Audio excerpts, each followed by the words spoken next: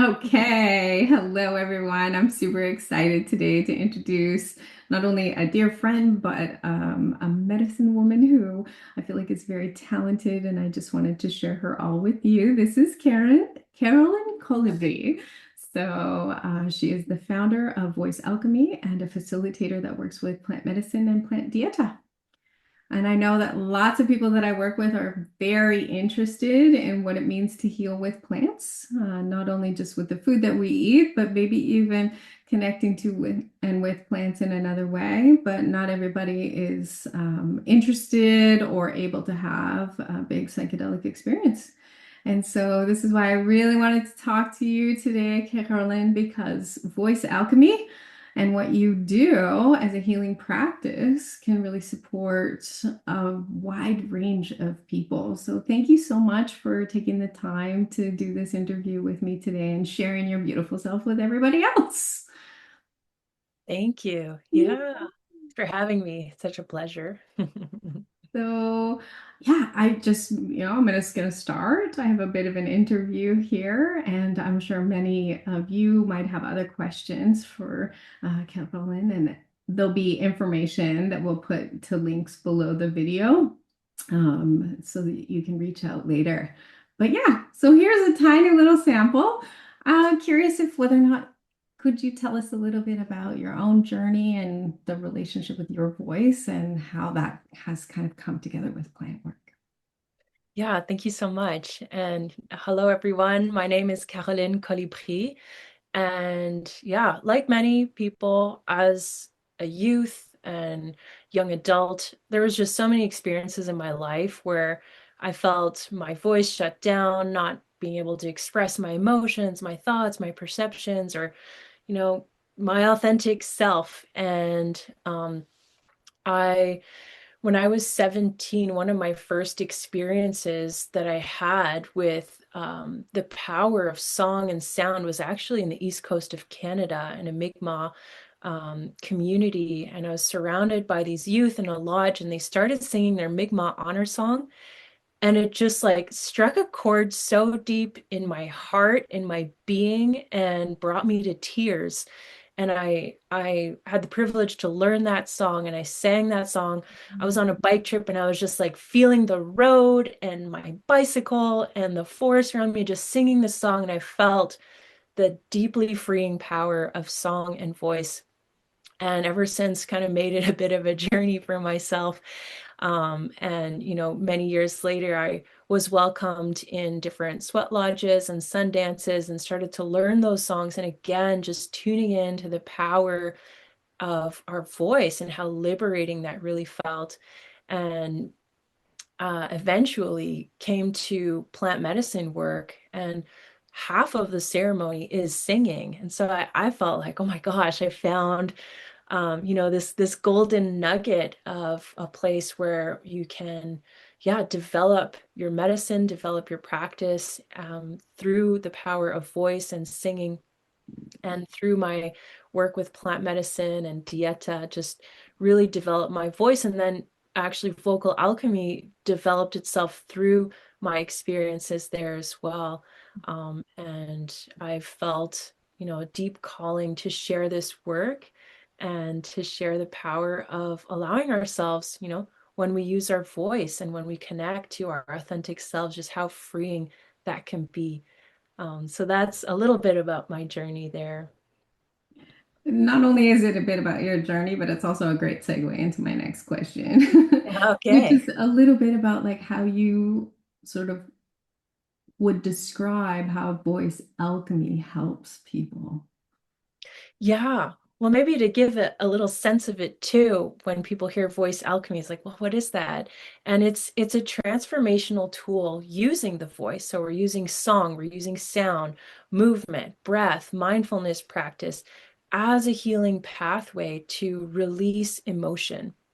And so when people come to me, we're working with these experiential practices of voice to find those deeper layers. So when you think about, you know, different songs you hear on the radio, right? They can invoke different moods, different emotions.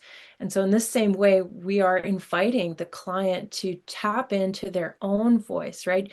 There's no one else that has your voice, right? And so, we're not looking to find like a pretty, beautiful, well-developed singing voice. We're looking to find what is the true essence of you that wants to move through in your voice. And what can happen at times is we find, parts of us that felt shut down, that didn't feel they could express. And in that practice, people are reclaiming these parts that, maybe didn't know how to set the healthy boundary or communicate a challenging emotion, or maybe as simple as, hey, when I was a kid, I sang in choir and wanted the solo, but my voice wasn't good enough and I stopped singing, but I love singing. I want to keep singing. So, there's so many ways in which this practice can really support people to move through these different experiences and blockages, really, that live in the system using this practice. Oh man, it's just even as you're talking about it, I feel like confronting, is the word that comes up for me. I'm wondering, do you have an example of a client? I mean, obviously maintaining confidentiality, but could you share a little bit about somebody who has used this and how they've changed? Yeah, so I've recently worked with someone that was just so beautiful to witness. He said that when he was younger, he just walk into a room and his voice would fill up the whole space, and he'd wake up in the morning singing this song and just felt so strong and good in himself. And in the last decade, just he was like, whoa, like just noticing that voice closing in on itself and shutting down. And people used to say, wow, you're like, this really expressive person, and hey, you're a really quiet person. So he was able to recognize this discrepancy, and he came to me with the hope that voice can come free again. And so we tuned into this song that he used to sing, waking up in the morning, and he um as he was invited to sing that, as we, part of the vocal alchemy practice and container is, really focusing on creating a safe space to express yourself in whichever way you feel to. And I'm just there witnessing with great compassion and loving awareness, with any emotion that might arise. And so starts singing this song, and very shortly after, just like hits this wall of grief, and he start crying, and you realize that he's not felt his voice, he's not felt that power of his voice in so long, and was allowing himself to experience some of that grief. And so it's just a beautiful allowing of these releases in emotion. And for him, it's an ongoing process, a continued process, of course. And the result is that at the end of the day, right, we're reclaiming that capacity to feel stronger in oneself, in allowing the emotions to move through, and then at the end of the day to allow ourselves to find that strength to be vulnerable with those closest to us. So reclaiming the relationship with self to then reclaim and have stronger, healthier relationships with those around us. Wow. I mean, it's a big job. It's a big deal. And I think lots of people could relate to that being something really powerful and profound in their own life. So, Yeah. how do you offer this work then?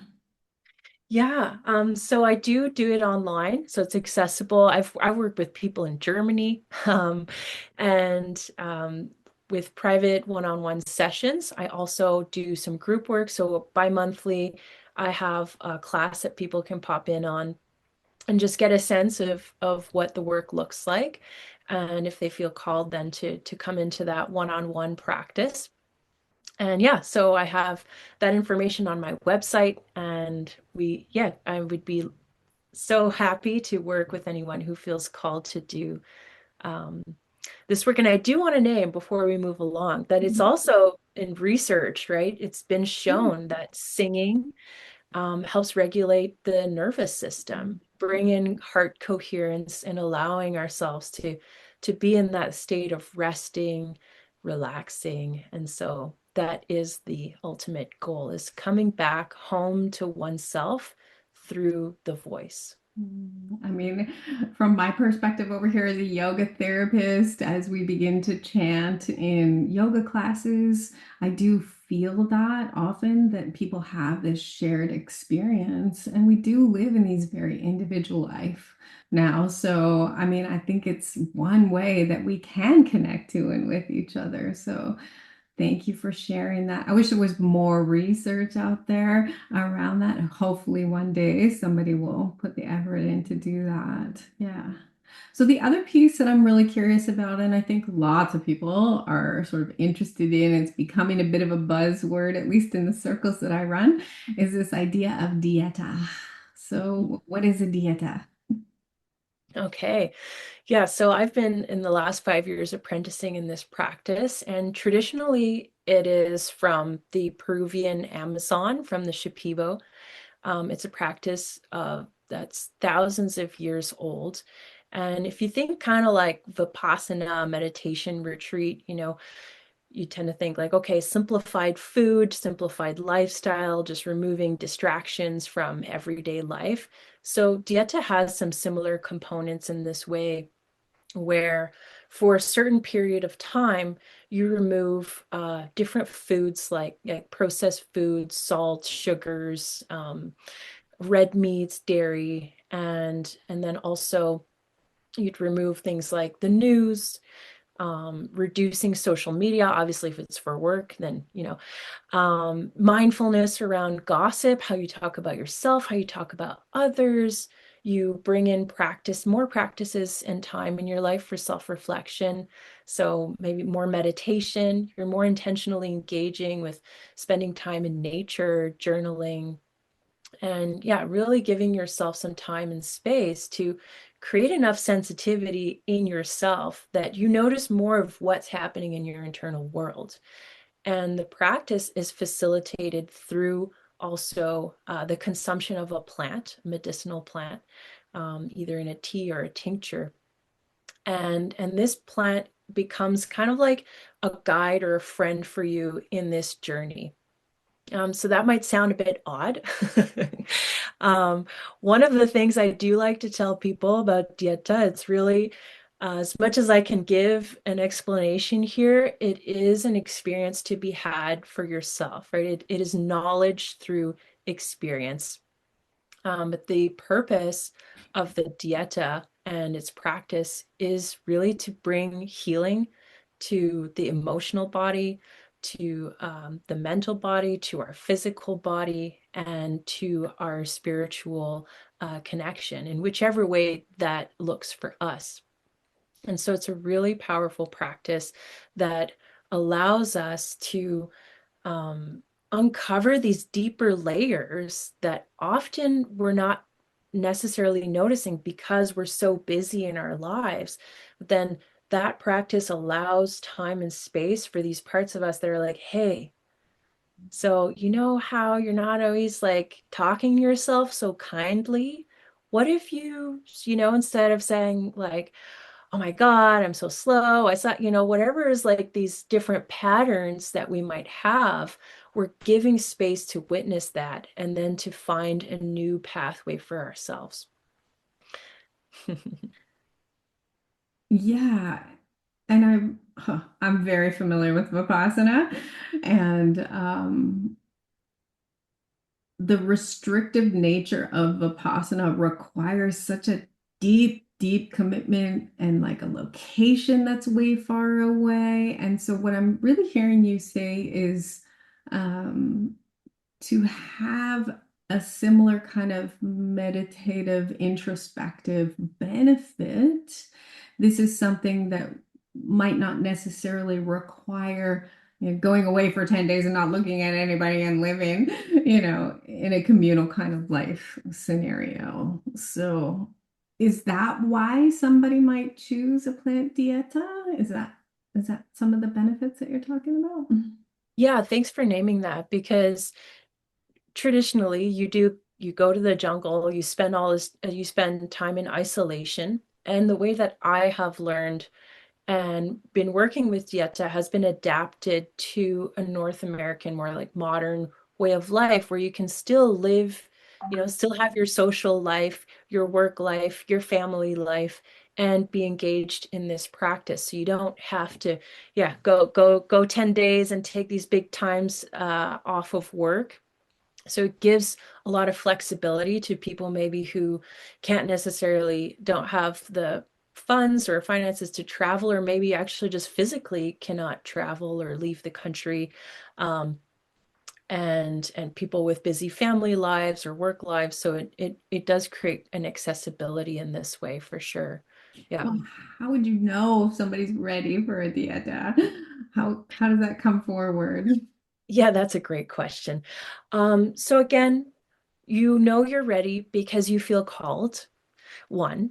Uh, then two, that you feel that you have that capacity and the discipline to follow through on some of these protocols, like what I shared about the food. Um, or cutting out or removing rather, right, the news, and maybe you like binge watching TV, and well, that's just not part of a dieta. So right, so there's certain commitments that you have to make. It's a bit of a practice of a sacrifice, right? I'm sacrificing these parts of my life that maybe are causing a lot of bringing about a lot of distraction. Maybe a pattern is, okay, there's an emotion arising, and then just going to go eat some chocolate, lots of chocolate or cheese or whatever it is, right? And so in this practice, well, you can't do that. So you have to be ready to allow yourself to face possibly these challenging emotions. Like maybe there's some grief and or anger and resentment or different pain that's in, the body that we're just like living with. And the dieta allows that time in that space for us to process and move forward, right? So feel it to heal it. And so I would say, yeah, it's really readiness comes down to one's willingness to make those commitments to the practice itself. Often in my field and in my work, I sort of talk about this like, oh, I hear that you smell more, that you want something more in your life, that what you're currently dealing with or managing or how you're coping, you sort of are amiss with it, and that you're looking for something and you might not know exactly what that is. And I really hear that for you, holding a dieta or helping somebody with a dieta in that way is a way that they can have a different kind of relationship with their life. Exactly. Yes, it gives people the opportunity to find new ways to engage with challenges, right? So, okay, well, I don't have access to the food to numb and to or to cope, right? Or to the TV or whatever it is. So, what can I do? Oh, maybe I go for a walk in nature. Maybe I learn how to meditate. Maybe I start journaling or creative practice. Maybe I start painting or start drawing or play music. That's a big part of Dieta actually, is singing. Um, so people receive songs, and as part of that, also regulation of the nervous system, allowing emotions to move and travel through, and they can learn how to sing to themselves, and help regulate their own nervous system through these ancient ways and practices. It really feels like that's why somebody might choose to have a dieta with you specifically, is because you have this voice alchemy practice that goes with it. So yeah, that's really beautiful. Thank you so much for sharing that with me. I'm sure this is just scratching the surface of possibilities or questions that people might have. And so if somebody is ready, they want to do something, they want to learn more, what could they do today that they could start this process? Yeah, contact me, get in touch with me. You know, yeah, as you said, I'll talk to someone on the phone for easily 30 minutes, an hour about these practices and questions around it. And there is a certain level of preparation involved. And as much as there's so much more I can say here, um, but yeah, get in touch and something that you can do just to allow yourself to start is start singing. Listen to the radio, sing songs you love, just tune into your voice a little bit more. Notice where are there moments and times in your day that you can do that. Maybe go for a walk in the forest, start connecting with the plants there. Um, because yeah, Dieta is really about also that building that relationship with the natural world, right? And the natural world is reflecting to us these different ways, that we can be in greater, more responsible relationship with ourselves and with the people around us. Yeah, and you're speaking to something that people come to me often with, and I've noticed a lot over the last 4 or 5 years. And I'll just name them here like eco anxiety, climate despair, sort of climate angst or panic. And in some ways, as I'm hearing you say, that there could be great healing for people learning how to connect to and with their environment in a different kind of way. And so, yeah, thank you so much for sharing with us a little bit about that today. Just curious if there's anything that you'd like to share as we close our call down. Yeah, I just wanted to name as well that this practice is accessible to, one of the reasons why we wanted to also talk about this is people who have medications as SSRIs and feel like they maybe can't go to the jungle and have these experiences, that this is a practice that does not necessarily need to include a psychedelic experience. So it is a beautiful pathway and doorway for someone who maybe can't use psychedelics or has a fear around that. It's a beautiful way to engage with this practice and to open that door. And I would say, yeah, that plant dieta is not just a one-time experience. It's a transformational healing practice that will follow you for the rest of your life. It was life before plant dieta and then life after plant dieta. Exactly. Yeah. Yeah. Well, that's been so great. Thank you so much. And once again, I'm going to put a bunch of links in the description down below. And if anybody has any more information, they can just reach out to you directly. Awesome. Thank you, Kelly. Such a Yeah. pleasure. Thanks, Kelly.